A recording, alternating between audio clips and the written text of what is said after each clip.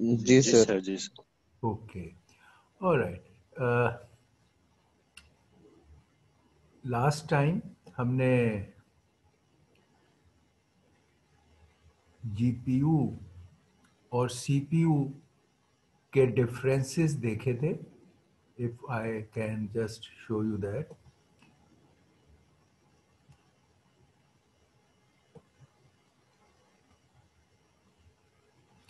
ये तो मैंने बताया था कि हमारा हेट्रोजीनियस पैरेलल कंप्यूटिंग में ये 3 एस्पेक्ट्स हैं। उसमें हम पहला एस्पेक्ट ले रहे हैं जिसमें हम जीपीयू प्लेटफॉर्म होगा और क्यूडा सी उसकी प्रोग्रामिंग के लिए होगा। तो पहले मैंने इस प्लेटफॉर्म के बारे में आपको थोड़ा सा इंट्रोडक्शन दिया कि जीपीयू क्या होता है और वो सीपीयू से किस तरह हम डिफरेंशिएट करते हैं उसको।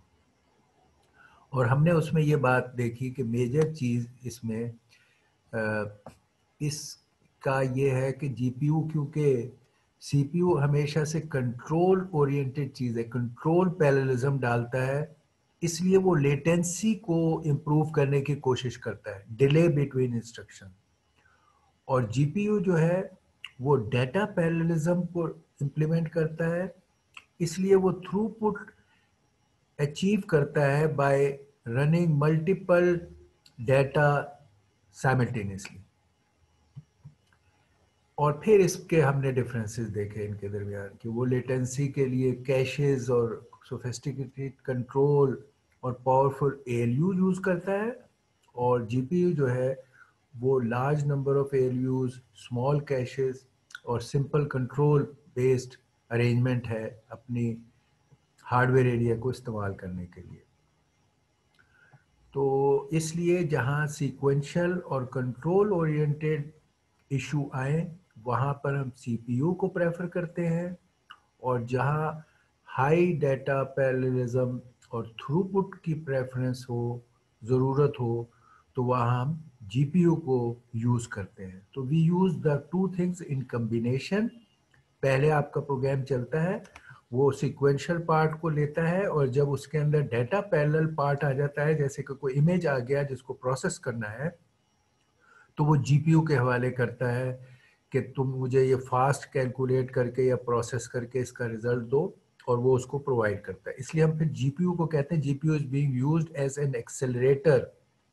जिस तरह पहले को प्रोसेसर्स होते थे, ये एक किस्म का एक्सेलरेटर है जो मेन सीपीयू के प्रोग्राम में जहां कहीं पैरेललिज्म, डाटा पैरेललिज्म की एक्सेलरेशन चाहिए होती है, वो इसको मीट करता है। तो यहाँ हमारा लास्ट लेक्चर ख़त्म हुआ था। फिर मैंने बताया था कि अब हमने बेसिक थोड़ा स्ट्रक्चर आर्किटेक्चर का देख लिया है, तो अब हम इसकी प्रोग्रामिंग के पार्ट को देखेंगे जो क्यूडा सी की कोडिंग से की जाएगी। अच्छा, तो अब ये है क्यूडा सी क्या है। क्यूडा सी इसी अरेंजमेंट में जो भी हमने सीखी है कि हम सीपीयू के साथ जीपीयू को यूज जब करते हैं, और इस तरह इस हेट्रोजीनियस अरेंजमेंट में multiple threads based parallel processing करते हैं, यानी जीपीयू में बहुत सारे लाइट थ्रेड्स फॉर प्रोसेसिंग मौजूद हैं। हम हर डाटा एलिमेंट ये वाली प्रोसेसिंग कैरी आउट करते हैं, हम हर डाटा एलिमेंट पे इन पैरेलल। इस काम के लिए कि a large number of threads को यूज करके डाटा को पैरेलल में प्रोसेस करना के लिए जो लैंग्वेज इस्तेमाल हम करेंगे वो है क्यूडा सी। क्यूडा सी अगरचे क्यूडा सी का ताल्लुक एनवीडिया के जीपीयू से है। NVIDIAs are one of the graphic processing unit manufacturers, one of the maybe topmost or the best in the industry GPU manufacturers. इन्होंने अपने जीपीयूज को जब एज ए ओपन सिस्टम वो बने तो उसके लिए क्यूडा लैंग्वेज बनाई, प्रोग्राम करने के लिए लोगों को दी कि किस तरह जीपीयू के थ्रेड्स को पैरेलल में यूज करके वो अपने any kind of problem solve करें, नॉट ओनली गेम्स प्रॉब्लम। उसको क्योंकि जब उन्होंने सी के साथ इसकी एपीआईज को इंटीग्रेट किया और सी की एनवायरनमेंट में इसको वर्किंग प्रोविजन दी, इसलिए इसका नाम क्यूडा सी रखा गया। इसमें सेकंड बुलेट में हमारी ये एक चीज हम दिखा रहे हैं कि ये OpenCL, there is another way of programming the graphic processing units which is using OpenCL. OpenCL is a standard, open standard which is defined for usage on any graphic processing unit. यानी और भी जो दूसरे graphic processing unit के लोग हैं जैसे AMD और there are many which manufacture processing units, उन सब पर एक यूनिफॉर्म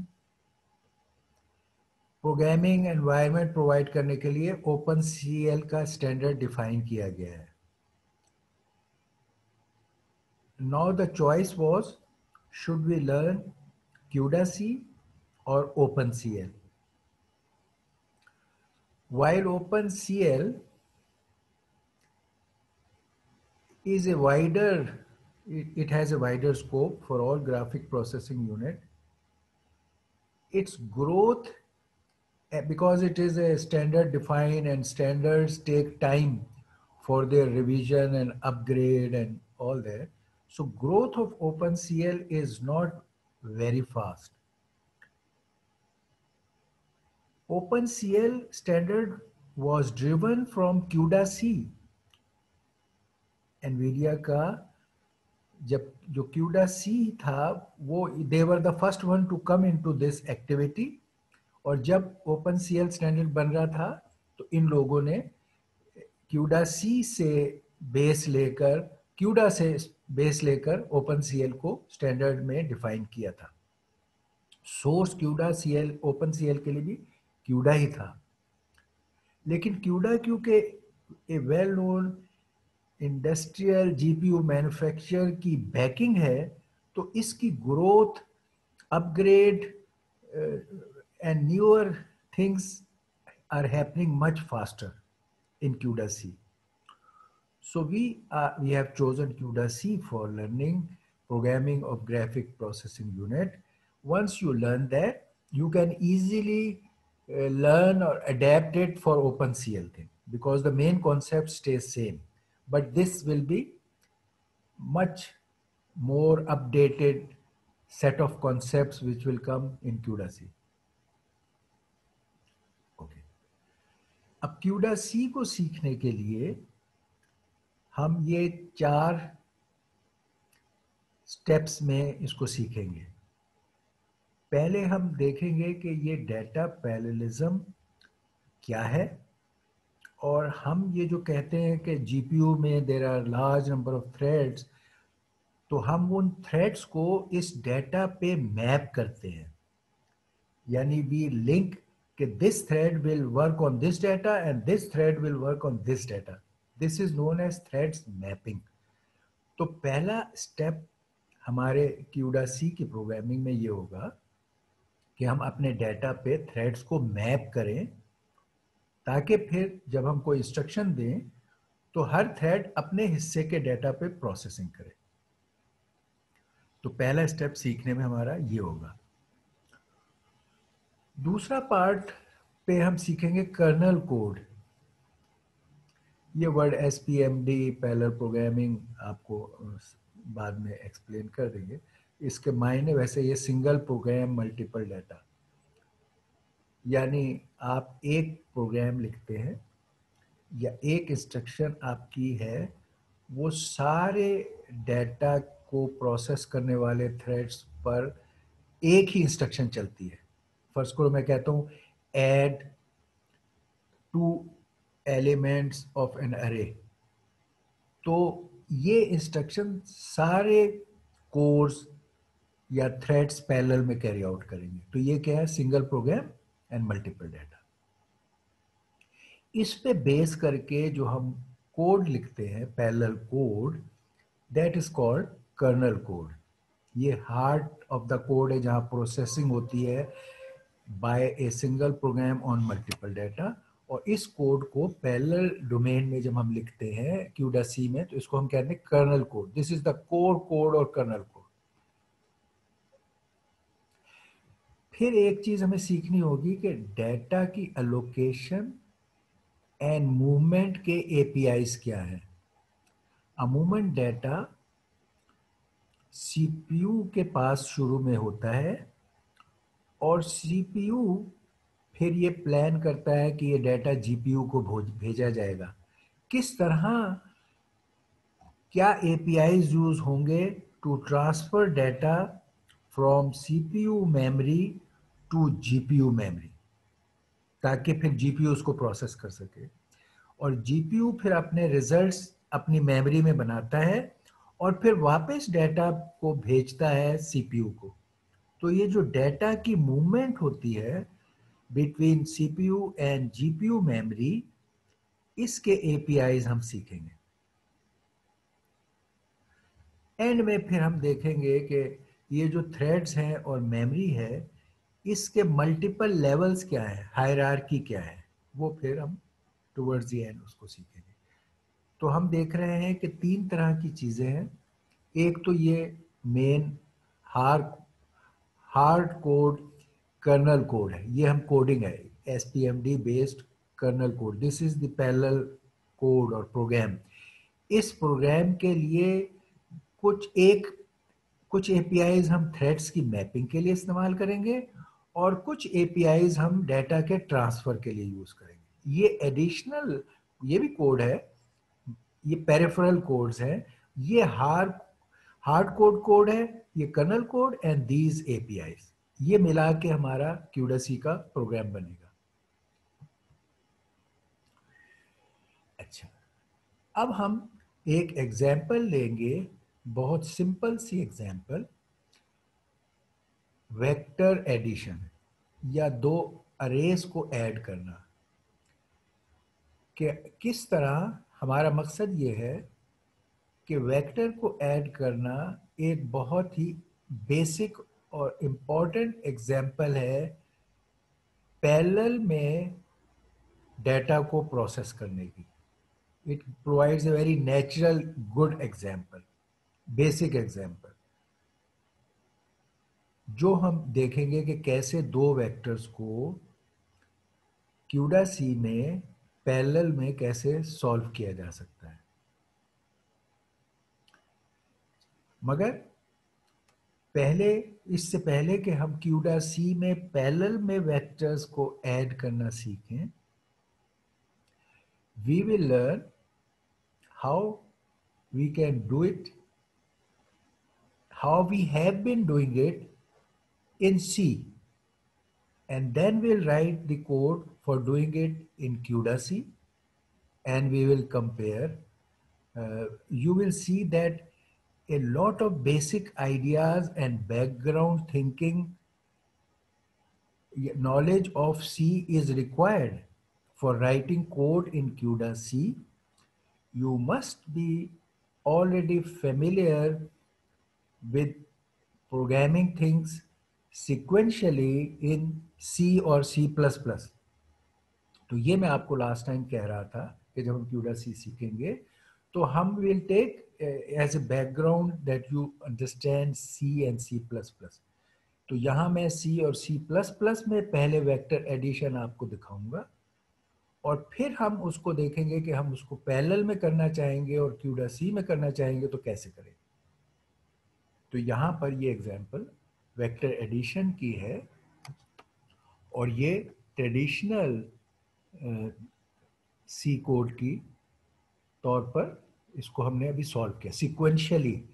हम जो क्यूडा सी में करेंगे इसी वेक्टर के एडिशन को पैरेलल में करेंगे और यहाँ पर जब आप C++ में ये काम कर रहे थे वेक्टर्स को ऐड करने का, तो आप सीक्वेंशियल कर रहे थे। तो ट्रेडिशनल कोड है सीक्वेंशियल। तो पहले हम देखते किस तरह सीक्वेंशियली वेक्टर का एडिशन किया जाता था, जो आपने पहले किया हुआ है। We are just recalling and revising and letting you know what are what were the different parts of your program which will now translate to the parallel domain। तो पहले आपको अपने प्रोग्राम की C++ के प्रोग्राम की structure और parts आते हों, अगर आप उसमें ये कोड लिख सके तो आपके पास एक बड़ा अच्छा तरीका कन्वर्टिंग टू क्यूडा सी आपको आ जाएगा। तो let's revise your C++ for adding of two vectors. इस एग्जाम्पल में हम कह रहे हैं कि हम कंप्यूट वेक्टर सम कैलकुलेट करेंगे ए वेक्टर और बी वेक्टर को ऐड करके और सी वेक्टर फाइंड करेंगे। ये हम काम कर रहे हैं इसमें। यानी ये देखिए, ये एक अरे, वेक्टर्स मुराद एक अरे है, ये एक अरे है जो n एलिमेंट अरे है फ्रॉम 0 टू n-1। ये एक अरे है, इसका नाम हमने ए रखा। अगर एक और दूसरा अरे है बी, वो भी n एलिमेंट्स का है। तीसरा एलिमेंट सी, ये अभी इसमें रिजल्ट आप डालोगे। तो एडिंग ऑफ अरे से मुराद ये है कि आप पहले ए के पहले एलिमेंट पे जाओगे, उसमें बी के पहले एलिमेंट को ऐड करोगे जो 0th एलिमेंट है, और उसको सी के 0th पोजीशन पर डाल दोगे। इन दो को ऐड करोगे, इस पे राइट कर दोगे। इसी तरह फिर नेक्स्ट, ये था A0 और B0 और उसको C0 में डाला। इसी तरह आप फिर A1 और B1 को लोगे और C1 में राइट कर दोगे ऐड करके। फिर A2 और B2 को ऐड करोगे और C2 में डालोगे। और इसी तरह एक लूप, फॉर लूप आप लिखोगे I का, जिसमें I पॉइंट करेगा इस इंडेक्स पर, इन अरेज के इंडेक्स पे। I शुरू में 0 होगा, फॉर लूप चलता जाएगा, I 0 से 1 2 3 होता जाएगा, और हर दफा रिस्पेक्टिव पेयर ऑफ एलिमेंट्स ए और बी के ऐड होकर सी में लिखते जाएंगे। और ये लूप जब एंड में जाकर n-1 पे ख़त्म होगा, तो ये addition of two vectors and result in C vector end हो जाएगा। ये काम किया जाता है जब दो वेक्टर्स आप ऐड कर रहे हैं।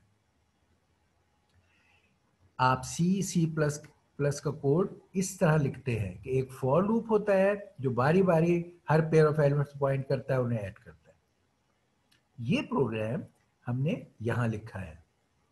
पहले हम C++ के प्रोग्राम की स्ट्रक्चर को यहां आपको दिखा रहे हैं। प्रोग्राम लिखने का तरीका हमारा हमेशा better program writing in C++ ये है कि आप तमाम मेन फंक्शनैलिटी डिफरेंट फंक्शंस के जरिए लिखते हैं। तमाम मेजर काम फंक्शंस में लिखते हैं, एक फंक्शन दूसरा, F1 F2 F3, जो भी आपके फंक्शंस हैं मेजर, उसके आप फंक्शन के कोड्स लिखते हैं। और फिर आप मेन में बारी बारी तमाम फंक्शंस को कॉल करते हैं, फंक्शन 1, फंक्शन 2, फंक्शन 3। तो एक good typical C++ program or C program should look like this, that you put all your major activities into different functions, F1 F2 F3, and you call those functions in the main program। मैं चाहूँगा कि आप शुरू से, जब आपके programme बहुत complex नहीं भी है या आपके बहुत सारे फंक्शंस नहीं भी हैं, but you should develop the habit of writing code in functions and calling them in main। क्योंकि जब आपके कोड्स बड़े होंगे और चैलेंजिंग सिचुएशन आएगी, फिर आपको ये करना ज़रूरी हो जाएगा। इस टाइम में आप हो सकता है इसको बाईपास करके काम चला लो, काम तो हो जाता है। अगर आप फंक्शन अलग ना लिखो तो आप मेन में एक फ्लैट कोड बिगनिंग से एंड तक लिख सकते हो, and that can give you the results, but that is not at all the recommended way of doing things in C++ and C, because that will cause sometimes when your program doesn't work, you will be in serious trouble to diagnose your problem and correct your program. Okay तो अब हम इस simple programme के लिए भी तरीका ये इख्तियार करेंगे कि एक फंक्शन हम यहाँ लिख रहे हैं void vector add, ये हमारा फंक्शन का नाम है, it is your name, you could give it name f1, function f1, ठीक, मगर हमने इसको नाम दिया है vect8। void इसका रिटर्न टाइप है और इसके अंदर ये ब्रैकेट में वो पैरामीटर्स होते हैं फंक्शन के जहां इनपुट आउटपुट के आप पैरामीटर्स देते हो, यहां वो पैरामीटर्स होते हैं। तो ये हमारा वो फंक्शन का कोड है कि जहां हम ये वेक्टर एडिशन का फंक्शन लिख रहे हैं और फिर इस मेन प्रोग्राम में हम इस फंक्शन को, वही वेक्टर ऐड फंक्शन को कॉल करेंगे और एग्जीक्यूट करेंगे। ये हम करने लगे। तो पहले हम फंक्शन के कोड को देखते हैं। इस फंक्शन में पैरामीटर्स क्या होंगे? पहला, कोई भी जो प्रोग्राम लिख रहा होता है उसको ये बातें डिसाइड करनी होती हैं या प्लान करनी होती हैं। तो आपने ये प्लान किया कि मैं एक फंक्शन लिखूंगा जिसमें दो वेक्टर्स ऐड होंगे और उन वेक्टर्स का रिजल्ट एक तीसरे वेक्टर में डाला जाएगा। ये काम करना है। तो आपने इसके पैरामीटर में खुद तय किया कि मैं जो दो वेक्टर्स हैं इस फंक्शन में मैं उनके नाम, पैरामीट्रिक नेम जो होते हैं, वो मैं HA और HB रखूंगा। ये आपका डिसीजन, आप कुछ भी नाम रख सकते थे, AB भी रख सकते थे और कुछ भी रख सकते थे। तो आपने यहाँ ये नाम रखे कि मैं इसके नाम HA और HB रखूंगा, दो वेक्टर्स के जिन्हें मैंने ऐड करना है, और रिजल्ट को मैं HC वेक्टर में डालूंगा। ये H की हमने क्यों H नाम के साथ इस्तेमाल किया, ये बात की बात है, हम आपको बताएंगे। लेकिन क्योंकि आपके पास चॉइस था, आप कुछ भी नाम रखो, तो हमने ये डिसाइड किया कि ये HA, HB, HC रखेंगे। वेक्टर्स को पैरामीटर्स में शो करने का एक तरीका ये है कि हम vector name pointing to the data type, अगर ये HA फ्लोट टाइप एलिमेंट्स हैं इसके, यानी ये जो वेक्टर है अगर इसका हर एलिमेंट फ्लोट वैल्यू है, यानी 3.7, 9.2, 8.2, if it is a float type data, तो आप कहोगे HA पॉइंट्स टू फ्लोट। असल में HA is a pointer for this vector जो पॉइंट करेगा फ्लोट टाइप डाटा को, इसलिए हम इसको इस तरह लिखते हैं। ये मैं C++ की बात कर रहा हूं, अभी हमने CUDA-C शुरू नहीं किया है, ये आपका C++ में रिवाइज करवा रहा हूं। ओके, अगर आपके इन वेक्टर्स के एलिमेंट्स इंटीजर होते, यानी अब मैं कहता कि इंटीजर टाइप एलिमेंट्स के ये वेक्टर्स हैं, उनको ऐड करो, तो फिर आप यहां कहते HA पॉइंट्स टू इंटीजर। इसी तरह फरोज करो, अगर आपका ये अरे जो है वो कैरेक्टर टाइप होता या और कोई भी टाइप होता, तो डेटा की टाइप हम यहां मेंशन करते हैं कि एक HA एक वेक्टर है जो पॉइंट करता है फ्लोट डाटा टाइप इस केस में। इसी तरह HB दूसरा वेक्टर है which points to float type element, और HC is a third vector जिसमें हमारा रिजल्ट लिखा जाएगा, but this vector will also point to float element. एक और आपने पैरामीटर यहां लिया, integer n। n is the size of the vector. Vector की दो चीजें हैं, how large is the vector which is n, it has n elements, 0 से लेकर n-1 तक देर आर n एलिमेंट्स। ये है size of the vector, how many elements. दूसरा ये जो चीज थी वो क्या थी, टाइप ऑफ एलिमेंट्स, कि फ्लोट टाइप है, इंटीजर टाइप है, कैरेक्टर टाइप है। तो ये किसी भी वेक्टर या अरे के दो चीजें होती हैं, एक है कि उसका साइज क्या है which is in this case n, एक ये है कि उसके एलिमेंट्स की टाइप क्या है, वो ये है इस केस में फ्लोट। तो ये हमने फंक्शन के पैरामीटर्स मेंशन किए। इनको फॉर्मल पैरामीटर कहते हैं। जो फंक्शन में जब पैरामीटर लिखे जाते हैं, यही पैरामीटर्स जब आप फंक्शन कॉल करने में इस्तेमाल करोगे तो वहां पर एक्चुअल पैरामीटर्स दिए जाएंगे। ओके, अब आपने इस फंक्शन में इन दो वेक्टर्स को ऐड करना था, तो जैसे मैंने बताया आप हमेशा करते रहे होगे।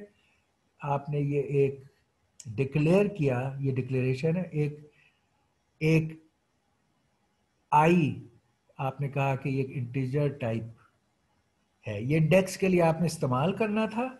और सी प्लस प्लस हमेशा कहता है कि जो भी कोई चीज़ आप इस्तेमाल करोगे उसको पहले डिक्लेयर करोगे कि वो किस टाइप की है। तो आपने आई आगे इस्तेमाल करना था, तो आपने डिक्लेयर किया कि इंटीजर आई। आगे फॉर लूप में आपने इस इंडेक्स आई को इस्तेमाल करके ये फॉर लूप लिखा, जिसमें आपने कहा कि मेरा इंडेक्स 0 से शुरू होगा, मेरा इंडेक्स n से कम रहेगा, यानी कि n-1 पे एंड होगा। तो 0 से लेकर n-1 तक आपका ये फॉर लूप चलेगा, और हर स्टेप के बाद आपका i एक स्टेप इंक्रीज होगा। i प्लस प्लस का मतलब है increase by 1। Sometimes you might like to increase it by larger strides, मगर आमतौर पे फॉर लूप एक सिंगल स्टेप इंक्रीज या डिक्रीज पे चल रहा होता है। तो सिंगल स्टेप इंक्रीज होगा। तो 0 से लेकर n-1 तक 1 बाय 1 ये i इंक्रीज होगा। 0 1 2 3 4 5 6। लाइक अगर आपका n, सपोज यहाँ पर जो फंक्शन में n है, सपोज इट इज 8, तो ये 0 से लेकर और 7 तक ये फॉर लूप चलेगा। हर स्टेप में ये फॉर लूप क्या काम करे वो यहां दिया हुआ है। आप कह रहे हो कि पहला वेक्टर एच ए का ith एलिमेंट को पॉइंट करें। ये इंडेक्स से पॉइंट करने का तरीका है। एच ए के ith एलिमेंट को पॉइंट करें, एच बी के भी ith एलिमेंट को पॉइंट करें, इन दोनों को ऐड करें और रिजल्ट को एच सी के ith एलिमेंट में लिख दें, जो मैंने यहां आपको बताया था।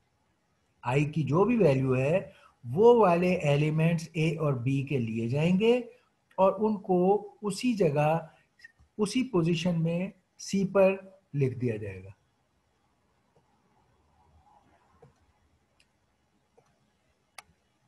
तो ये हमने नॉर्मल सिंपल एडिशन का कोड एज ए फंक्शन लिखा है सी प्लस प्लस में। आगे क्या होता है, ये फंक्शन को हम कॉल करते हैं मेन में। तो आपका हमेशा सी प्लस प्लस में या सी में एक होता है मेन। अब ये थोड़ा सा बता दूं, ये जो शुरू में यहाँ हमने दिया होता है, ये दिया होता है कि मेरा आंसर किस डेटा टाइप में रिटर्न होगा। आपने इस फंक्शन में कहा कि मुझे कोई फंक्शन के नेम में कोई चीज़ रिटर्न नहीं करनी, क्योंकि जो कुछ आपको रिटर्न करना था आपने यहाँ पैरामीटर्स में दे दिया, आपका रिजल्ट यहाँ सी में रिटर्न हो रहा है। अगर फंक्शन नेम के साथ आपने रिटर्न करना होता किसी चीज़ को, तो आप उसका टाइप यहाँ देते हैं। इस केस में आपको फंक्शन नेम से कोई चीज़ रिटर्न नहीं करनी थी, तो ये आपने वॉइड दिया कि I don't need any return value, इसलिए कोई डाटा टाइप नहीं है। ये मेन प्रोग्राम है। हमेशा सी सी प्लस में एक मेन प्रोग्राम होता है। आप जब भी कभी उसे रन करते हो एग्जीक्यूट, तो मेन पे जाता है आपका पॉइंटर और मेन प्रोग्राम रन होता है। और मेन प्रोग्राम में जब फंक्शन कॉल होती है तो आपका कोड उस फंक्शन में जाता है और वो फंक्शन रन होती है और फिर उससे वापस आ जाता है। तो यहाँ पर हम ये जो ऊपर हमने फंक्शन लिखी थी उसको हम कॉल कर रहे हैं, और इस फंक्शन कॉल में हमने ये देखिए ऊपर एक तो यही बात है कि नाम वही इस्तेमाल होना चाहिए जब आप फंक्शन को कॉल करो। आपने वेक्टर ऐड का नाम इस्तेमाल किया। फिर दूसरी रिक्वायरमेंट होती है कि आप पैरामीटर्स की हम बाय पोजीशन अभी कॉल कर रहे हैं। नॉर्मली बाय पोजीशन करते हैं, एक अल्टरनेट होता है जिसको हम बाद में डिस्कस करेंगे। नॉर्मल ये होता है कि आपको ये ख्याल रखना है कि जिस सीक्वेंस में आपकी फंक्शन में पैरामीटर्स हैं, उसी सीक्वेंस में आपके यहाँ पर पैरामीटर्स हों। आपके अगर मेन प्रोग्राम में 3 वेक्टर थे, आपने बताए HA, HB, HC, अगर आपने रखे यहाँ 3 वेक्टर्स, तो आपने उसी तरतीब में इन वेक्टर्स पे कॉल करना है। और फिर अगर आपने इधर नंबर ऑफ एलिमेंट जो आपने यहाँ पर इस मेन में बताए थे वो आपने इस जगह प्लेस करने हैं। तो आपके डाटा के जो आपके यहाँ जो पैरामीटर उनका सीक्वेंस सही हो और उनकी डाटा टाइप वही हो। यानी कि अगर इस फंक्शन में फ्लोट का ये वेक्टर है तो ये h यहाँ पर एच ए भी फ्लोट टाइप वेक्टर हो, यहाँ भी H B float type vector हो, यहाँ भी H C float type vector हो, यहाँ भी n, बेशक नाम यहाँ पे दूसरा आपने इस्तेमाल किया हुआ है लेकिन ये n भी एक इंटीजर हो। तो जो टाइप्स यहाँ आपने दिए हुए हैं यहाँ पर वो टाइप्स मैच करने हैं। ये हमारे एक्चुअल पैरामीटर्स हैं क्योंकि मेन है, मेन में आपने ये एक्चुअल चीजें ली हैं और उस पे आपने ये फंक्शन को कॉल किया है। इन पैरामीटर्स को हम एक्चुअल पैरामीटर्स कहते हैं। These are the real things जिन पर ये फंक्शन रन करेगी या कॉल करेगी। ये फंक्शन के डमी या फॉर्मल पैरामीटर्स हैं। जो भी नाम आप यहां दोगे आप फंक्शन का कोड उसके मुताबिक लिखोगे, मगर यहां पर आप एक्चुअल में अगर टाइप मैच करते हो तो आप किसी भी वेक्टर्स पे ये कॉल करोगे तो ये फंक्शन रन करके आपको सही रिजल्ट देगी। व्हाट इट मीन्स इज कि यहां आपका हो सकता है actual vectors A B C होते, H A H B H C ना होते, और आप उस ए बी और सी पे इस प्रोग्राम को कॉल करते तो आपका फंक्शन फिर भी ये सही चलता, क्योंकि वो उसके फॉर्मल पैरामीटर्स का नाम है। तो मैं ये बता कि ये नाम और ये नाम एक होना जरूरी नहीं है। एक्चुअल पैरामीटर्स यहाँ वाले होंगे और आपने जो भी उन पोजीशन में फंक्शन के पैरामीटर्स के नाम रखे होंगे वो उस पर काम करेगा। हाउएवर जहां भी कहीं हमारी कोई कंपल्शन ना हो, हम अक्सर ये कोशिश करेंगे, अगरचे ये अलाउड है कि ये नेम्स और ये नेम्स मुख्तलिफ भी हो सकते हैं, लेकिन जहां भी कहीं हमारे लिए मुमकिन होगा हम वो नेम एक जैसे ही इस्तेमाल करेंगे। हमने यहाँ फर्स्ट को एन हमने यहाँ का डिफरेंट इस्तेमाल कर लिया, मगर हमने H A H B H C एक ही रखे, while we could name them different also. ठीक, उससे ये होगा कि आपको ये रिलेट करने में कि मेरे ये वाली चीजें इधर कैलकुलेट हो रही हैं वो आपके लिए मुमकिन होगा। ओके, ये हमारा दो वेक्टर्स को ऐड करने का सीक्वेंशियल प्रोग्राम इन सी सी प्लस प्लस है। क्या आपको ये बात समझ आ रही है? और जो इसमें हर स्टेप की मैं आपको रीजनिंग बता रहा हूं वो आपने समझ ली है? जी यस सर। ओके। ये हम इस डिटेल में इसलिए कर रहे हैं कि फिर वैरायटी ऑफ थिंग्स आएंगी और आप उनको लॉजिकली देखोगे कि डाटा टाइप क्या है, वेक्टर का साइज क्या है, वेक्टर को किस तरह डिक्लेयर करते हैं, इंटीजर को कैसे डिक्लेयर करते हैं, कैसे यूज करते हैं इंडेक्स को। अब इसमें एक थोड़ी सी काम रह गया, यहां मैंने सिर्फ लिख के स्टेटमेंट कह दी कि हम शुरू में मेमोरी के लिए अलोकेशन करते हैं फॉर द 3 वेक्टर्स। ये वेक्टर्स की डिक्लेरेशन पार्ट है। यानी हमने जिस तरह मैंने बताया ना कि सी सी प्लस में हर वेरिएबल जो आपने यूज करना होता है उसको पहले टॉप पर आपको डिक्लेयर करना पड़ता है, आपको बताना पड़ता है कि मेरा ये वेक्टर वो मेरा ये वेरिएबल किस डेटा टाइप का है, इसको डिक्लेरेशन कहते हैं। हमेशा डिक्लेरेशन टाइप्ड लैंग्वेजेस जो सी और सी प्लस प्लस भी टाइप्ड लैंग्वेजेस हैं, हमेशा टाइप्ड लैंग्वेजेस बहुत सारी ये डिमांड करती हैं कि आपने जो भी वेरिएबल इस्तेमाल करना है उसको पहले डिक्लेयर करें, उसके नाम और टाइप को, फिर यूज़ करें। उसका फ़ायदा ये होता है कि बाद में जब आप कहीं उसको गलत नीचे इस्तेमाल करोगे, जो टाइप से मैच नहीं कर रहा होगा, तो आपका कंपाइल टाइम पे ही आपको एरर मिल जाएगा। ये एक सहूलत है कि आपकी बहुत सारी एरर्स कंपाइल टाइम पे निकल आएंगी, बजाय इसके कि आप रन टाइम पे जाके उन एरर्स में फंसते। ये इसका फायदा है। नुकसान कह लें कि आपको एडेड वर्क ये रखना पड़ता है कि आपको हमेशा कोई भी वेरिएबल यूज करने से पहले उसको डिक्लेयर करके उसकी नेम और टाइप बतानी पड़ती है। तो इसी तरह आपको ये तीनों वेक्टर जो अभी हमने इस्तेमाल किए हैं मेन प्रोग्राम में, आपको यहाँ बताना होगा कि ये HAHBH डिक्लेरेशन, डिक्लेरेशन का मतलब ये होता है कि मेमोरी में उसके लिए उस टाइप के डाटा की स्पेस एलोकेट हो जाती है। ये तो आपने ये डिक्लेरेशन फॉर मेमोरी एलोकेशन करनी है HAHBHC की। इसी तरह जब आप ये शुरू में डिक्लेयर कर लेंगे तो before you compute carry out this computation on this vector, initially जब आप डिक्लेयर करते हैं तो आपके वेरिएबल में या वेक्टर्स में रैंडम डाटा होता है।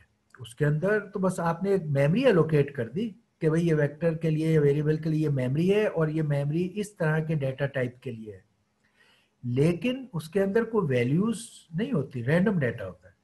तो अगर हमें ये कोई प्रोग्राम करना है, कोई चीज़ रन करनी है, कोई उसको उसके रिजल्ट को रिलेट करना है, तो हमें पहले उन्हें किसी वैलिड डाटा से फिल करना होगा। वैलिड डाटा से फिल करने के लिए इनपुट्स को फिल करना ज़रूरी है, यानी HA जो इनपुट वेक्टर है ये जिसको ऐड करना है, और B जो दूसरा है, इनके अंदर हमें किसी तरह कोई वैलिड वैल्यूज डालनी होगी ताकि जब हम उनको ऐड करें तो हम रिलेट कर सकें कि HC का रिजल्ट सही हुआ या नहीं। हमें HC में कोई वैल्यूज डालने की ज़रूरत नहीं है। HA और HB तो इनपुट्स हैं, इनमें तो फिल करना ज़रूरी है, और HC में क्योंकि इन्हीं से रिजल्ट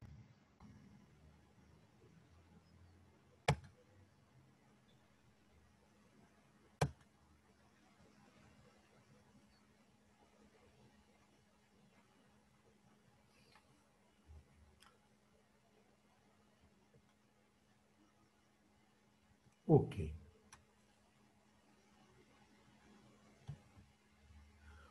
ऑलराइट, तो हमारा नेक्स्ट स्टेप है कि हम मेमोरी में डिक्लेरेशन और डाटा की फिलिंग भी करें। तो ये अब हमारा स्टेप। ओके,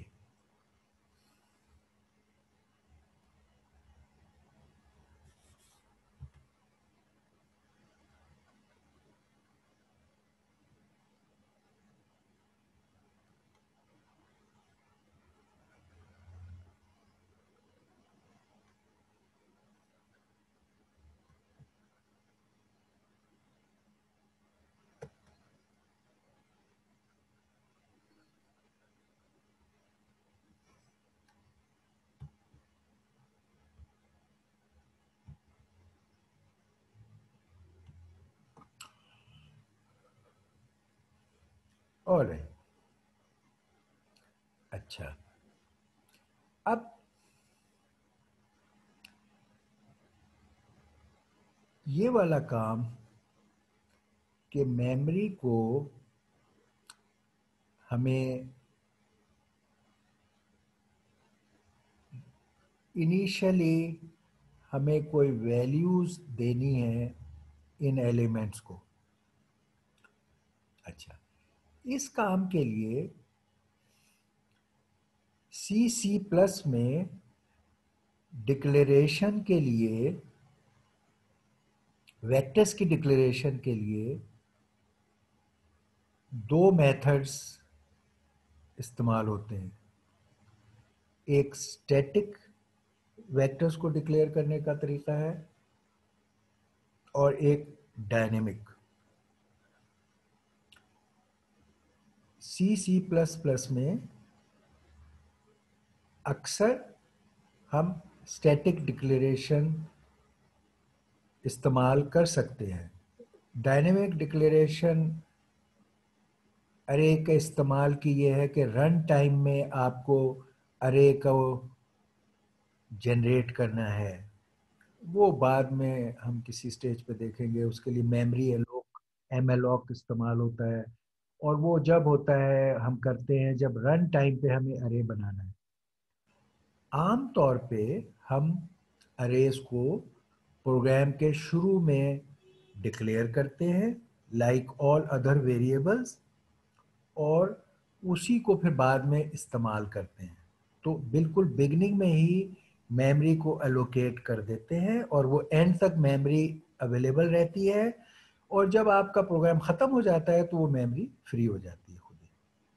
तो स्टैटिकली नॉर्मल अरे की डिक्लेरेशन का तरीका C++ में ये है, ये मैंने डिक्लेरेशन और उसका तरीका कि अगर आपका HA, HB और HC है और इनका साइज एलिमेंट्स का n है, तो मैंने पहले आप चाहें तो डिफाइन कर ले।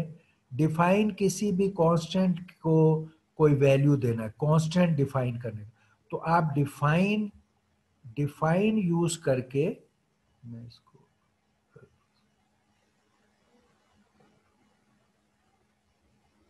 ओके, आप डिफाइन यूज करके n को कोई नंबर दे दें जो भी उसका साइज है आपके अरे का, आप रखते हैं 100 एलिमेंट्स हैं, 10 एलिमेंट्स हैं, 20, जो भी अरे का साइज है, तो वो आप डिफाइन स्टेटमेंट के जरिए n को कांस्टेंट के तौर पे पहले डिफाइन कर दीजिए, ताकि आपको फिर हर जगह वो नंबर लिखना ना पड़े, और बाद में किसी भी वक्त एन आप अरे का साइज चेंज करना चाहें तो आप खाली इस एन को चेंज करेंगे तो हर जगह कोड में अरे का साइज उसके मुताबिक चेंज हो जाएगा। तो इट इज़ हाईली एडवाइजेबल कि इन अरेज के लिए जो साइज का वेरिएबल नाम आपने यूज करना है उसको बाहर एज ए कांस्टेंट डिफाइन करें, डिफाइन स्टेटमेंट यूज करें, और एन को जो भी है 1000, 100 वो डिफाइन कर लें।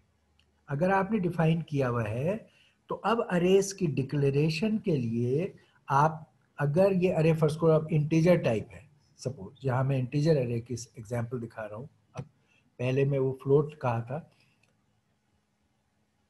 अगर इंटीजर टाइप अरेज को आपने ऐड करना है तो आप कहेंगे इंट, ये इंट कहेंगे डेटा टाइप, और उसके आगे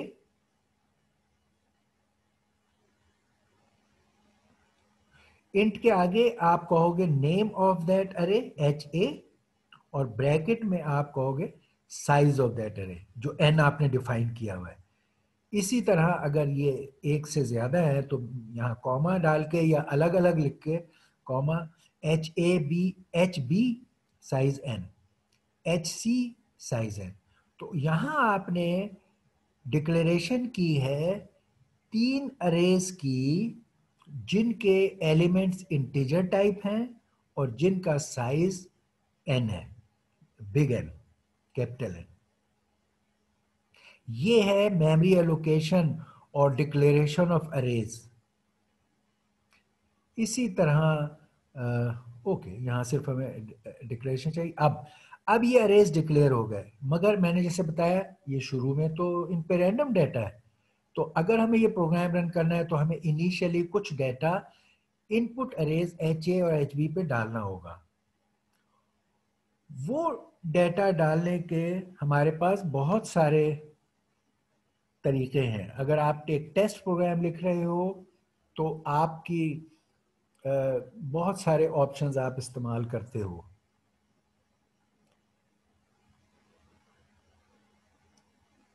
एक ऑप्शन कि आप अरेज को यहाँ शुरू में यहाँ इनिशियल वैल्यूज दे दें। ये ऑप्शन आप इस्तेमाल करते रहे हो, किया होगा आपने। एक तरीका क्या, HA HB अगर स्मॉल साइज के हैं और आपने कोई भी वैल्यूज उनको अपनी मर्जी से देनी है तो एक तरीका है ये वाला कि आप लिखें इंटीजर HAN, जब आप डिक्लेयर करें तो उसके साथ ही उसको वैल्यूज दे दें 0 1 2 3 4 5 6। जो भी यहाँ हमने दूसरा HBN उसको कोई values they they, may be 0, 3, 4, 6, 8, 9 whatever।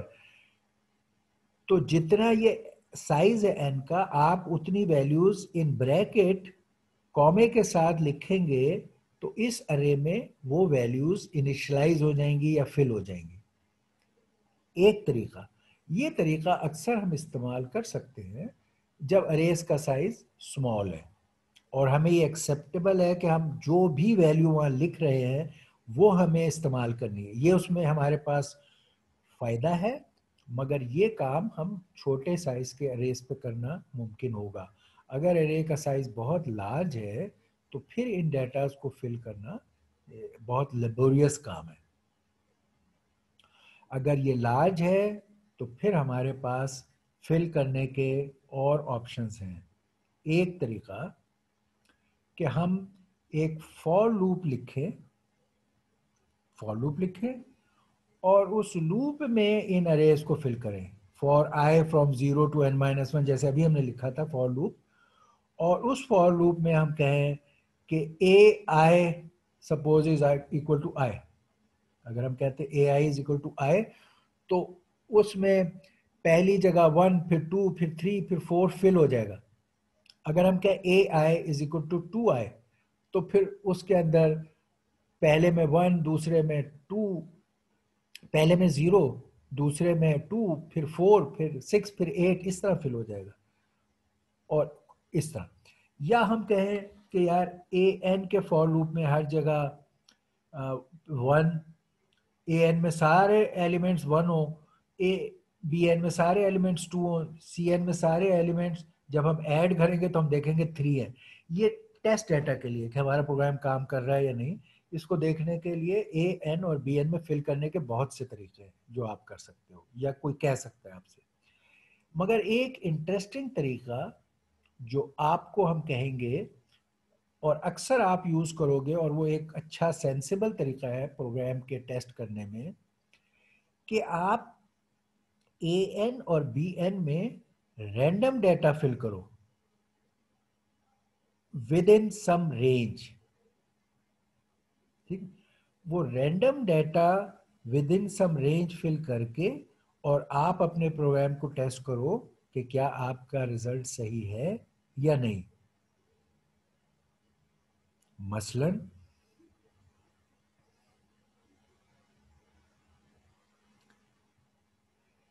मसलन देखिए, अगर आप ए आई में सी और सी प्लस प्लस में रैंडम नंबर जनरेट करने के लिए एक फंक्शन मौजूद है rand with this bracket, this is a function.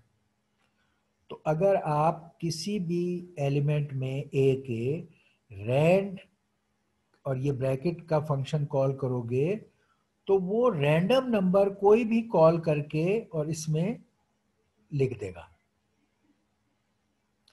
अच्छा, ये एक हो गया। समटाइम्स आप नहीं चाहते कि अब ये रैंड नंबर बहुत बड़े साइज, बहुत छोटे साइज, जितनी आपकी मैक्सिमम इंटीजर का साइज की लिमिट है वो उसके अंदर अंदर कोई भी नंबर आ सकता है रैंडमली। ये रैंड फंक्शन ये करता है। अगर आप चाहते हो कि यार मेरे अरे में random numbers with in A limited range आए, रैंडम हो मगर उनकी रेंज लिमिटेड हो, बहुत बड़े नंबर ना आए, तो उसके लिए आपके पास एक आसान फंक्शन मॉड फंक्शन है। ये मॉड का साइन है। तो अगर आप कहो रैंड और फिर मॉड 256 सपोज, तो इसके वजह से अब आपके एआई में जो नंबर बारी बारी फिल होंगे दे विल नेवर एक्सीड 255। यानी अगर आप मॉड 256 कह रहे हो तो आपका इसका मतलब होता है रिमाइंडर, कि आप 256 से डिवाइड करो तो जो रिमाइंडर है वो वहां पर जाए। तो रिमाइंडर आपका बिटवीन 0 से लेकर और 255 तक होगा। अगर आप यहां लिखोगे मॉड 100 तो आपके रिमाइंडर फ्रॉम 0 to 99 होंगे। अगर आप यहां लिखोगे मॉड 10 तो आपके रिमाइंडर या नंबर बिटवीन 0 to 9 होंगे। तो जिस रेंज में आपने नंबर जनरेट करने होते हैं, आप रैंड मॉड दैट नंबर का राइट साइड पे कोड लिखोगे और उसको असाइन कर दोगे लेफ्ट पे to whatever element of that arrays, A I या बी आई, यस इस केस में सी आई की जरूरत नहीं है, तो ए आई और बी आई को आप वो वैल्यूज असाइन कर सकते हो in a given range by using this function which I told.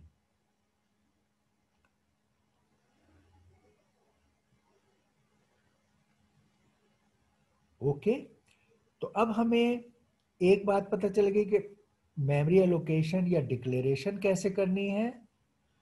दूसरी बात पता चल गई कि हमें उसके अंदर जो एलिमेंट्स फिल करने हैं वो कैसे करने हैं। तो ये ए आई जो है एक फॉर लूप में होगा, ए आई भी और बी आई भी, और वो आप इस रैंड फंक्शन के जरिए उन्हें फिल कर दोगे। आप फिर ये मेन में ये फंक्शन कॉल करोगे जो अभी मैंने आपको बताई थी, और वो फंक्शन कॉल करने के बाद आप अपने वेरीफाई करने के लिए ये प्रिंट फंक्शन कॉल करोगे, जो एच ए भी प्रिंट करेगी, एच बी भी प्रिंट करेगी, एच सी भी प्रिंट करेगी, और वो नंबर एलिमेंट का जो साइज है उसको भी प्रिंट करेगी। उसका क्या फायदा होगा इस फंक्शन का, कि अब आप वेरीफाई कर सकोगे कि मेरे एक लाइन में आप लिखो, अगर ये वेक्टर प्रिंट करो तो आप देख सकोगे इस तरह, जैसे मैंने यहाँ बताया था कि अगर ये एलिमेंट्स ए के थे और ये एलिमेंट्स बी के थे, तो क्या सी में उन एलिमेंट्स का सही सम आ रहा है। अगर आ रहा है तो इसका मतलब है आपका प्रोग्राम सही है। ये जो मैंने प्रिंट लिखा है, it is not the print statement और C C plus plus, you know C C plus plus का प्रिंट स्टेटमेंट प्रिंट एफ या सी आउट के जरिए से होता है। इट इज अ फंक्शन, मैंने ब्रीफली लिखी है, इट्स अ प्रिंट फंक्शन जो एच ए को एच बी को इन लूप की शक्ल में प्रिंट कर रहा होगा, और एच सी को और एन को, ठीक है। तो ये एक फंक्शन के तौर पर है, इसके अंदर वो लूप्स हैं जो एच ए एच बी और एच सी को प्रिंट करेंगे आपका। जी, क्वेश्चन, आपका कोई क्वेश्चन है? नो। अच्छा, ओके। यहां अब हमने सी सी प्लस प्लस का कोड हर लिहाज से कंप्लीट कवर कर दिया है। आप, आई वुड लाइक कि आपको कोई भी क्वेश्चन है तो उसको क्लियर करें, क्योंकि कई हमें बाद में ये होता है कि जब हम क्यूडा सी करते हैं और आपका ये सी वाला पार्ट आपको क्लियर नहीं होता है, तो आप और हम ये समझते हैं कि आपको क्यूडा सी में डिफिकल्टी आ रही है, बट एक्चुअली होता है कि आपका ये सी वाला पार्ट लैग कर रहा होता है इन मेजर बेसिक अंडरस्टैंडिंग में। तो आपको इस पार्ट को स्ट्रेंथन और सॉलिड करना जरूरी है। बल्कि आपकी जो पहली लैब विच इज टुडे, हम आपको सी क्यूडा सी के प्रोग्राम से पहले वही चीज जो आपने क्यूडा सी में लिखनी है, आपको पहले सी प्लस प्लस में आपसे कहेंगे कि okay you already know C plus plus, we have given you this example in detail, तो आप इसको समझ के सी में कीजिए। तो हम आपसे सी सी प्लस प्लस में पहली लैब में ये वेक्टर के डिफरेंट ऑपरेशंस, यहां मैंने आपको ऐड ऑपरेशन बताया है, there can be many simple operations on vectors, हम आपसे वो लिखने को कहेंगे और समझने को कहेंगे। और फिर यही सारे ऑपरेशंस जो आप सी प्लस प्लस में लिखोगे, हम आपको बताएंगे किस तरह आपके ये कोड क्यूडा सी में कन्वर्ट हो सकते हैं। ओके, तो आपकी आज की लैब में ये वाले सी प्लस प्लस के वेक्टर के ऑपरेशंस आपकी first lab. Okay, any question on C C plus plus vector addition? जी, जी कोई सर। क्वेश्चन? जी सर, जिस तरह ये आपने इसे बाकायदा पॉइंटर्स के थ्रू की है अरे को एक्सेस, सही। जी, इसे हम सिंपल भी कर सकते थे। लाइक मतलब सादा अरे ली और उसको लूप के थ्रू चलाया और उसे मतलब आइटरेट करवा के वैल्यूज ली और सारा कुछ मैनिपुलेशन की, अरे की मैनिपुलेशन कर ली। ठीक है, तो ठीक है। हमने जी। तो पॉइंटर्स के हमारे कॉन्सेप्ट इतने बेहतर नहीं है कि हम मतलब अरे को नीचे डिक्लेयर करें और फंक्शन में उसे पॉइंटर के थ्रू एक्सेस करें, और जिस तरह ये किया वही एक बेसिक सा प्रोग्राम है, और यहाँ कंफ्यूजन भी हो रही है। सही। ठीक है, क्योंकि कंफ्यूजन हो जाती है कि पॉइंटर के कंसेप्ट इतने बेहतर नहीं है। ठीक है। अब जब प्रोग्राम थोड़ा सा ही लेंथी होगा, फर्ज करें इसी की मल्टीप्लिकेशन मल्टीप्लिकेशन ही हो जाती है, तो वो सिंपली हाथ से निकल जाएगा प्रोग्राम। तो अगर हम इसे सिंपल ही रखें और पॉइंटर यूज ना करें, अगर कोई सिचुएशन आती है जहां पॉइंटर यूज करने पड़े तब यूज करें, तो क्या ऐसा कर सकते हैं हम?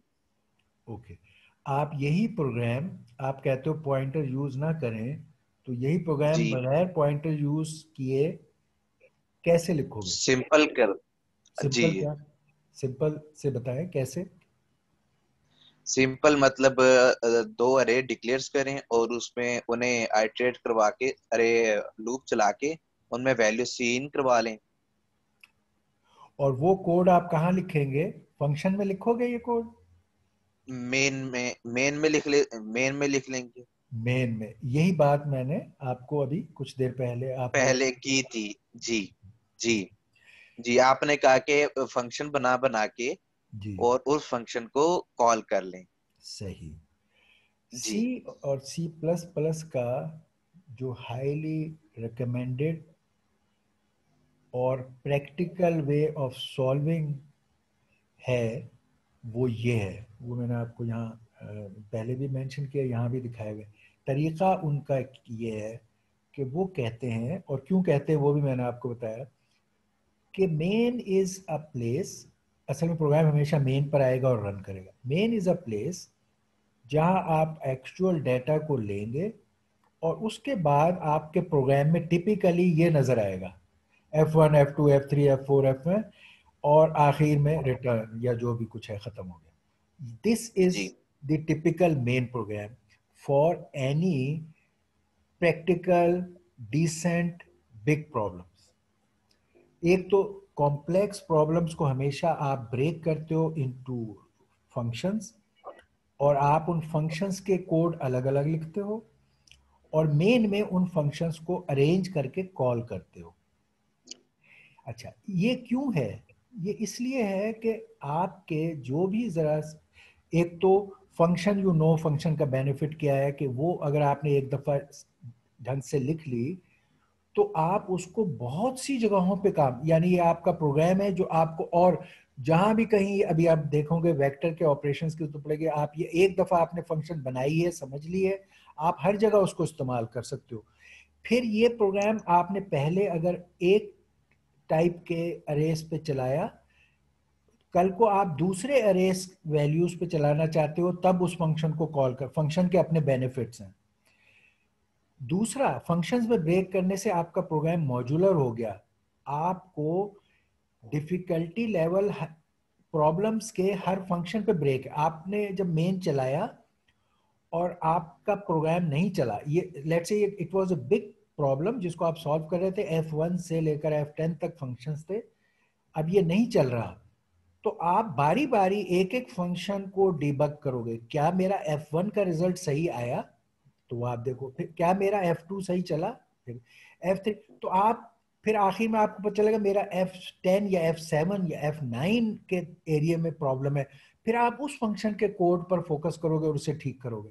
अगर आप one flat code for the whole program लिखते हो, तो प्रोग्राम्स के बारे में असूल आपको पता होगा, they don't run first time. ये एक अनरिटन लॉ है कि कोई भी नया प्रोग्राम जब आप लिखते हैं तो इट डजंट रन, और there is nothing to be worried about it. अच्छे अच्छे प्रोग्राम लिखने वाले फर्स्ट टाइम प्रोग्राम लिखते हैं तो इट डजंट रन, ये एक स्टैंडर्ड तरीका है।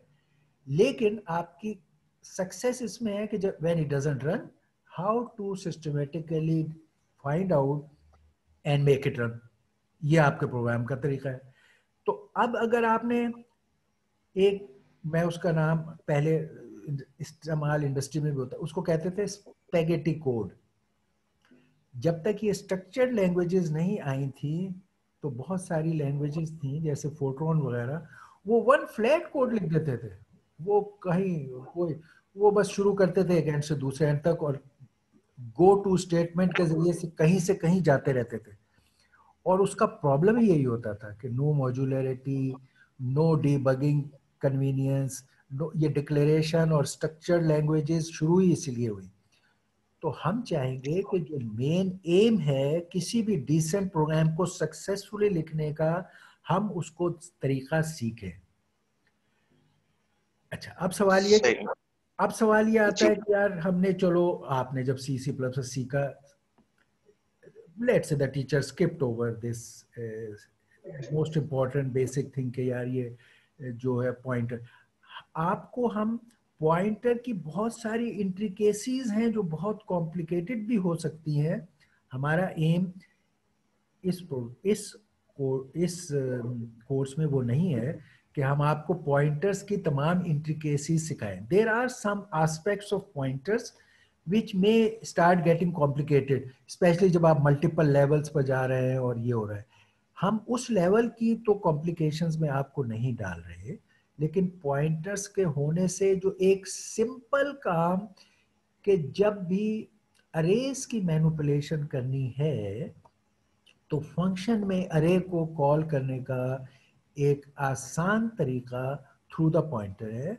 वो हम आपको यहाँ फ्रेश सिखा रहे हैं। हम आपसे ये भी नहीं कह रहे कि यार पहले क्यों नहीं सीखा। अच्छा, आप देखोगे कि उसका एक बहुत ही नीट और स्टैंडर्ड तरीका है। यही तरीका आप अरे के लिए इस्तेमाल करोगे और यही तरीका आप मैट्रिसेस में आपके काम आएगा। अगर आप सिंपल तरीका, ये यहाँ इससे क्या काम ले रहे हैं, हाउ टू कॉल अ अरे और a matrix in a function, बस इस हद तक इसको यूज कर रहे हैं। और जी सर।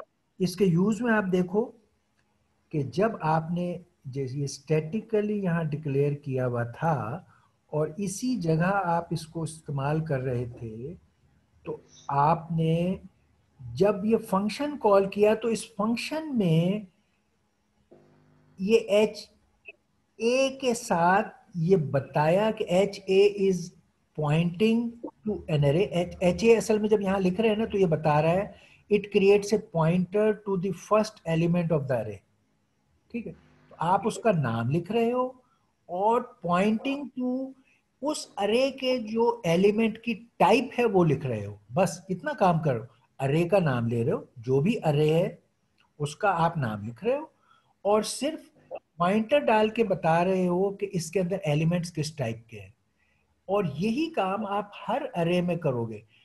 आप जब किसी भी फंक्शन में कोई वेरिएबल इस्तेमाल करते हो तो उसके आपको टाइप बताना होती है। जैसे एन इस्तेमाल कर रहे हो, इसकी टाइप इंटीजर है। अगर इसकी टाइप फ्लोट होते तो आप फ्लोट लिख देते। अगर ये सिंगल अरे है तो यहाँ पॉइंटर की जरूरत नहीं है, आपका एन कह देना काफी है। एन और ये इंटीजर टाइप का है।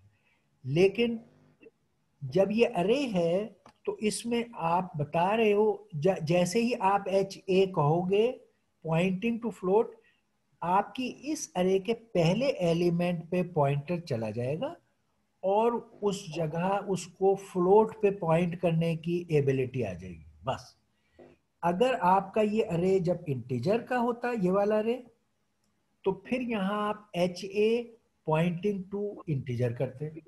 बस ये हमें चाहिए, यानी how to in a function give the parameter of an array. हम सिर्फ इस हद तक आपको पॉइंटर इस्तेमाल करा रहे हैं बस। और ये बड़ा लिमिटेड सा यूज है, मगर इससे आपकी लाइफ बहुत इजी होगी। तो शुरू में ही मैं ये चाहता हूं कि you should get over this inhibition कि यार पॉइंटर्स कोई बड़ी खौफनाक चीज है। हम पॉइंटर्स के मुश्किल एरियाज में नहीं जा रहे, मगर ये जरूर है कि हम ये चाहते हैं कि फंक्शन में अरे को कॉल करने का हमारा खौफ खत्म हो जाए। या मैट्रिक्स को कॉल करने का खत्म हो जाए। तो अभी हमें ये एक थोड़ा सा एक एडिशनल काम क्या करना पड़ा। अदरवाइज हम क्या करते कि हम यहाँ पर डायरेक्टली ये कोड लिख रहे होते, ये कोड हम यहाँ लिखते।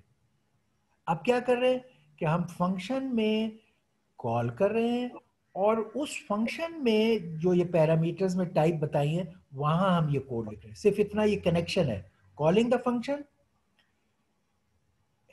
having the header of the function and writing the same code। तो एक एडिट कनेक्शन कॉल और ये पैरामीटर की लिस्ट, बस। बाकी कोड ये सारा वही है जो हमें लिखना था एनीवे, जो यहाँ लिखते आप, ठीक है। तो हमें ये कनेक्शन सीख लेना चाहिए शुरू में ही, क्योंकि जब ये आपका कोई भी प्रॉब्लम मॉड्यूलरली और कॉम्प्लेक्स होकर लिखने की जरूरत पेश आती है या रीयूज करने की आती है, तो इसके सिवा आपके पास चारा नहीं होता और आपको फिर डिबग प्रोग्राम करना बहुत मुश्किल हो जाता है। तो आप शुरू के इजी कोड में जहां ये नेसेसरी नहीं था, इस बात को सीख ले एक एग्जांपल पे, एक फंक्शन पे। Later on you might be doing much bigger thing. सही है? ओके। जी सर ठीक है। जी ठीक है, लेकिन अब ये नया मेथड है तो इस पे टाइम लगेगा। तो अब टाइम लगाओ ना, आज 3 घंटे लगाओ। इसीलिए आपको नया, अगरचे ये नया नहीं था, सी सी प्लस प्लस आपने कोर्स किया हुआ है, मगर हमने इसको आपको नया ही रखा है। हमने कहा है कि यार आप शायद, में ये तरीका कार नहीं पढ़ाया गया था ना, मतलब फंक्शन के थ्रू ओके एक्सेस करना और मतलब फंक्शनल प्रोग्रामिंग, जिस तरह ये फंक्शनल प्रोग्रामिंग टाइप हो गया ना। ओके। इसीलिए अब हम जी ये कह रहे हैं कि आपको, हमारी गलती है कि हमने आपको सही टाइम पे सी सी प्लस प्लस नहीं सिखाया। हम अपनी उस गलती का अब अजाला कर रहे हैं कि अब हम सिखा रहे हैं आपको, जी बेसिक से वो पूरा प्रोग्राम और तरीका बता रहे हैं।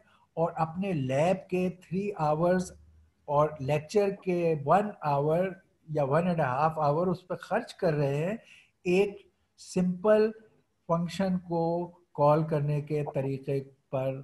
वरना एक सीखी हुई चीज पे तो आपको खाली कहना बस होता कि यार यू शुड यूज दैट, जो आपने सीखा था। हम यस उसको सर। कंपनसेट कर रहे हैं by doing all this. Yes. ठीक है ना? तो आप कह रहे हो कि मुश्किल है, इसी खौफ को खत्म करने के लिए हम ये एक्स्ट्रा टाइम और एफर्ट कर रहे हैं। नंबर 1 सिखाने के वक्त, नंबर 2 कह रहे हैं आज की लैब आपकी क्यूडा सी की हो जाए, सी सी प्लस प्लस के रिवीजन की है, और वो भी इस एक एस्पेक्ट को जो फेमिलियर है, adding of two vectors in C plus plus. उसको अगर हम स्टैंडर्ड तरीके से आपको कराने की सिखा रहे हैं, इसलिए हम आपको 4-5 आवर्स एक्स्ट्रा दे रहे हैं एक छोटे से काम पर। तो नाउ लर्न करो, पहले नहीं सीखा कोई बात नहीं, माफ है। टीचर को भी माफ है, स्टूडेंट्स को भी माफ है। आप सीखो, अब टीचर भी कर रहा है, स्टूडेंट भी करे। ठीक हो गया? ठीक सर। हाँ, ओके।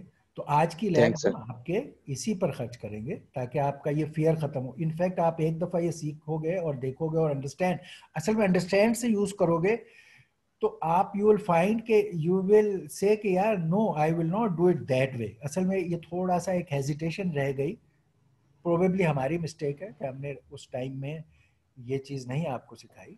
तो अब हम उसको कंपनसेट कर रहे हैं, ठीक है, बट दिस इज द तो वे। सर ये सर फंक्शनल प्रोग्रामिंग नहीं बन जाएगी, या ये ऊप ही रहेगी? मतलब पैराडाइम्स जो हैं अगर हम इसे फंक्शन बना बना के करते हैं अच्छा तो ये फंक्शनल प्रोग्रामिंग नहीं बन जाएगी एक किस्म की? अच्छा अच्छा। अब ये आपने माशाल्लाह बहुत सारी चीज़ें एक साथ उनका जिक्र कर दिया। ये सब चीज़ें अपनी अपनी जगह अलग हैसियत रखती हैं। ऊप का मतलब है ऑब्जेक्ट ओरिएंटेड प्रोग्रामिंग। अच्छा, ऑब्जेक्ट ओरिएंटेड प्रोग्रामिंग में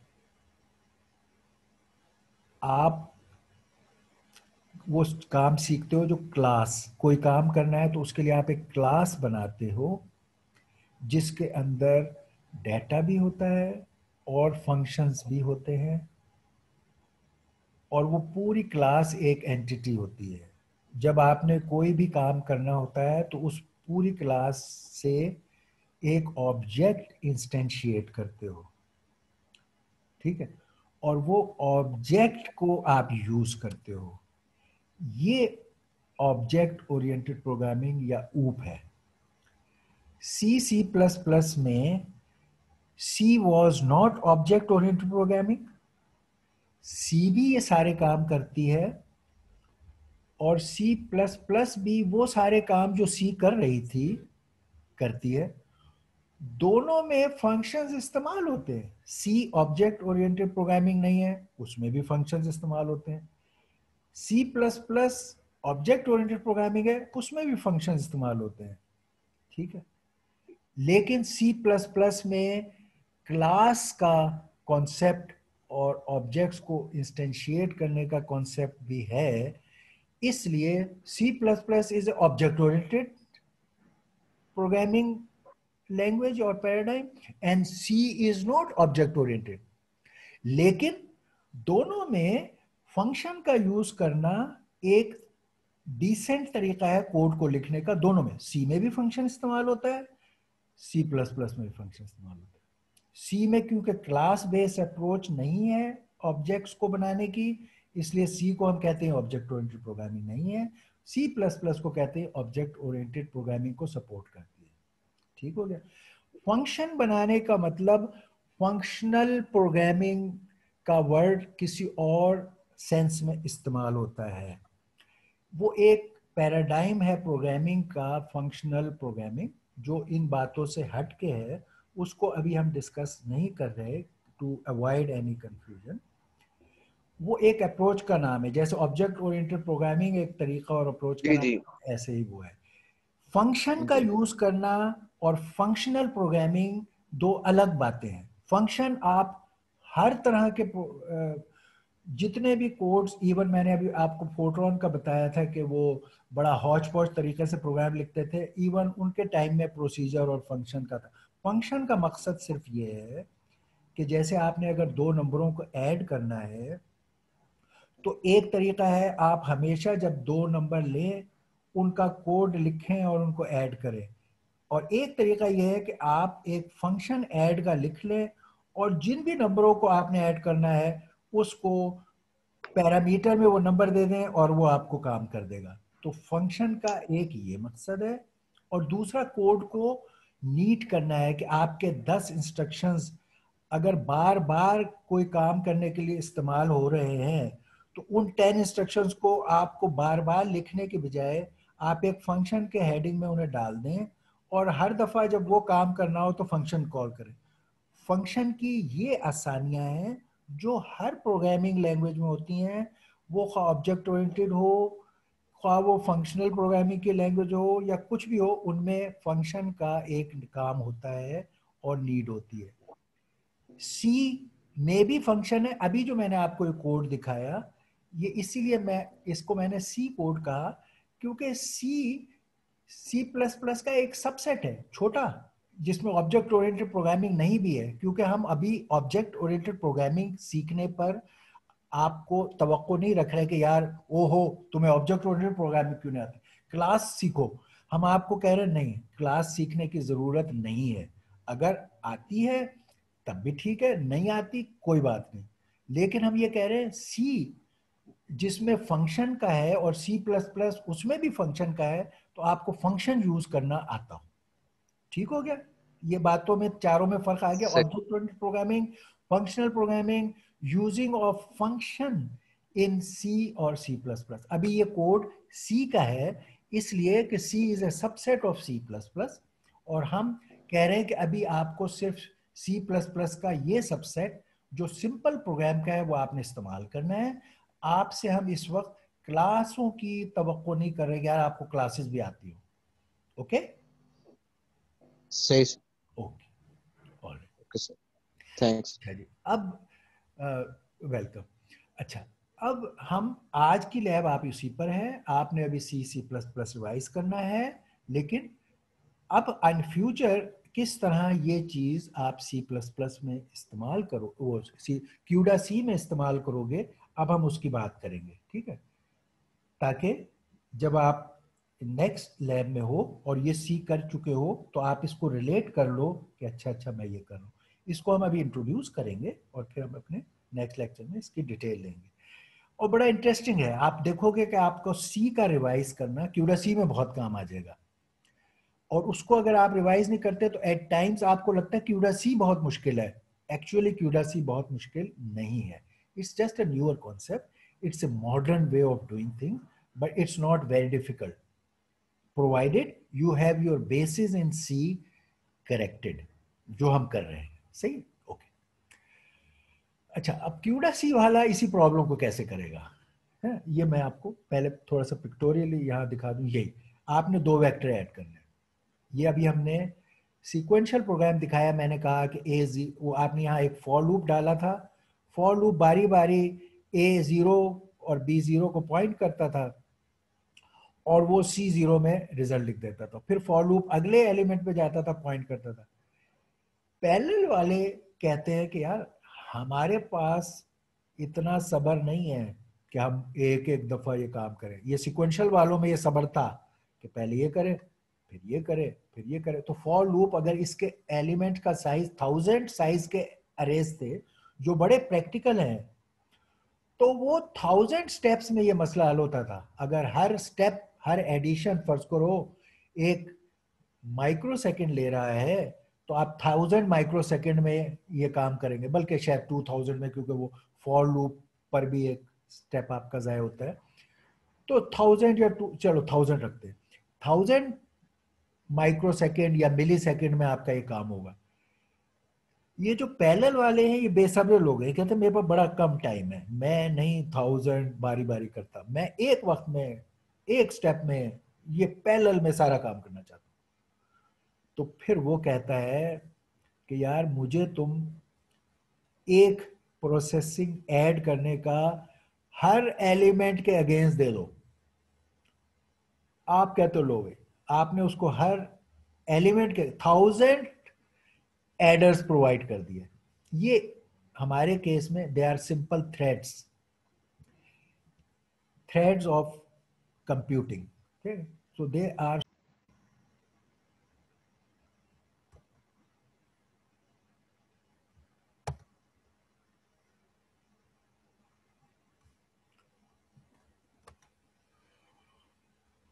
ओके। तो वो कहते हैं यार मुझे तो आप हर एलिमेंट को प्रोसेस करने के लिए एक थ्रेड दो जो ये कंप्यूटेशन कर सके। They are like threads. हम डाटा पैरेलल से कहते हैं कि इस थ्रेड में बहुत कॉम्प्लेक्स कैपेबिलिटीज नहीं है, मगर सिंपल डेटास को ऑपरेट करना, लाइक ऐड करना, सब्ट्रैक्ट करना वगैरह, ये काम ये थ्रेड्स कर सकते हैं।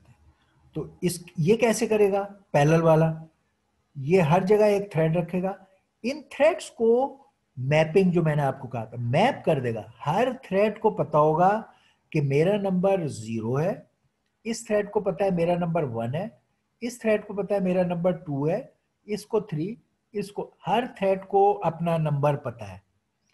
आप एक कोड लिखेंगे और वो कहेंगे कि थ्रेड जो कुछ तुम्हारा नंबर है तुम अरे में वो वाला एलिमेंट्स लो और उन्हें ऐड करके उसी इंडेक्स पे रख दो।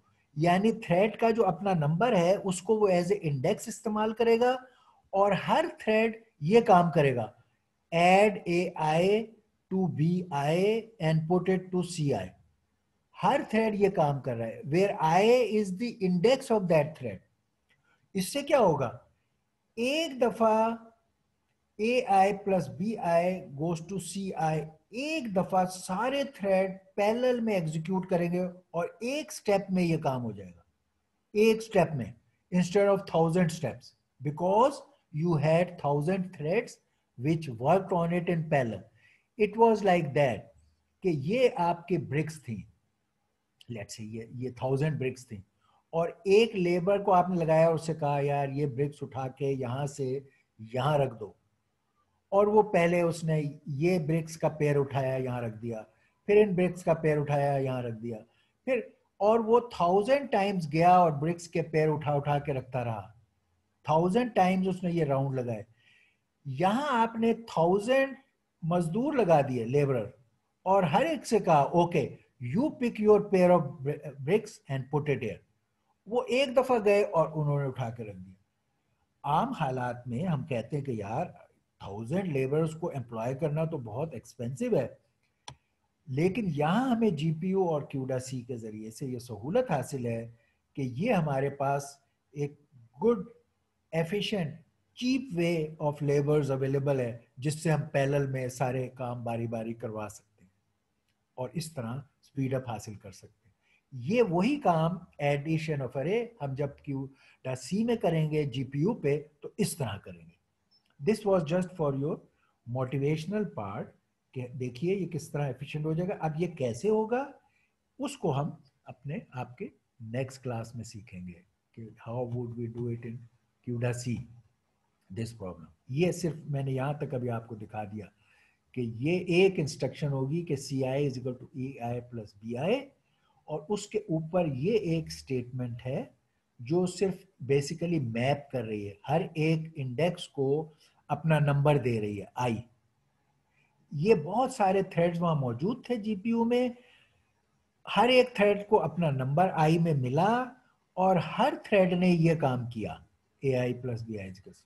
ये एक कोड जो सारे थ्रेड्स पैरेलल में चलाते हैं, इसको हम कह रहे थे कि ये एसपीएमडी कोड है, कि सिंगल प्रोग्राम मल्टीपल डाटा, यानी एक ही प्रोग्राम है जो सारे थ्रेड्स डिफरेंट डाटा पे चलाते हैं, क्योंकि वो मैप कर रहे हैं डिफरेंट डाटा के एलिमेंट्स पे।